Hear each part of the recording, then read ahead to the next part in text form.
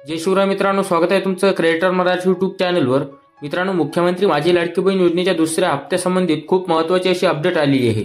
लाडकी बहीण योजना या योजनेअंतर्गत महिलांच्या खात्यात सरकारकडून निधी हस्तांतरित केला जात आहे, ज्यामुळे महिलांना रक्षाबंधनच्या सणात मोठा दिलासा मिळालेला आहे। मुख्यमंत्री लाडकी बहीण योजनेत अनेक महिलांच्या खात्यात सरकारकडून 3000 रुपये जमा झाले आहेत।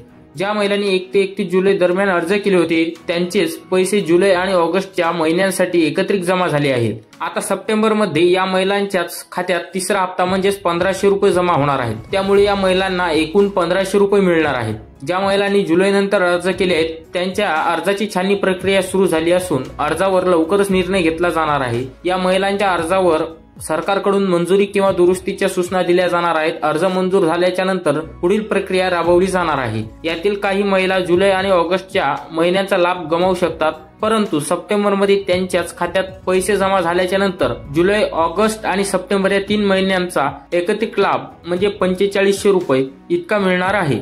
या महिलांना 2 महिन्याचा लाभ एकाच वेळी मिळणार असल्याने त्यांना मोठा दिलासा मिळणार आहे। लाडकी बहीण योजनेचा प्रमुख उद्देश म्हणजे महिलांना आर्थिक सहाय्य सक्षमीकरण करणे। या योजनेअंतर्गत स्थानिक स्वराज्य संस्थांसाठी निवडलेल्या महिला उमेदवारांच्या खात्यात सरकारकडून प्रत्येक महिन्याला 1500 रुपये जमा केले जातात। या योजनेच्या माध्यमातून राज्यात 35 लाखाहून अधिक महिलांना लाभ मिळण्याची शक्यता आहे। अनेक गरीब आणि मागास महिला या योजनेचा लाभ घेत असल्याने या योजनेमुळे महिलांच्या सामाजिक आर्थिक स्थिती सुधारणा झाली आहे। महिलांनी बचत केलेला हा निधी त्यांना कर्ज घेण्यासाठी अनुकूल परिस्थिती निर्माण करेल, त्याचप्रमाणे त्यांच्या कौटुंबिक जीवनावरही सकारात्मक परिणाम होईल। मुख्यमंत्र्यांनी या महिलांच्या खात्यात पैसे जमा करून त्यांच्या जीवनात बदल घडवण्याचा प्रयत्न केला आहे। या योजनेमुळे महिलांवर घरातील निर्णय प्रक्रियेत अधिक प्रभाव पडेल। त्याचप्रमाणे महिलांना स्वतःचे स्वतंत्र उत्पन्न स्रोत मिळाल्याने त्यांच्या आत्मविश्वासात भर पडली असल्याचे दिसून येत आहे। या योजनेमुळे महिलांचे सवलतीने सक्षमीकरण करण्याचा प्रयत्न केला जात आहे। सरकारच्या या प्रयत्नांना महिलांनी अधिक प्रतिसाद दिला आहे। मुख्यमंत्री लाडकी बहीण योजनेत अनेक महिलांनी आपले नाव नोंदविले असून त्यांची खाती ऑनलाईनच्या माध्यमातून उघड केली गेली आहेत। या योजनेच्या माध्यमातून राज्यातील दुर्गम भागातील महिलांपर्यंत नियमित पैसे पोहोचविण्यात येत आहेत। सरकारला या योजनेवर अधिक भर देण्याची गरज आहे, त्यामुळे राज्यातील महिलांच्या सक्षमीकरणाला चालना मिळेल।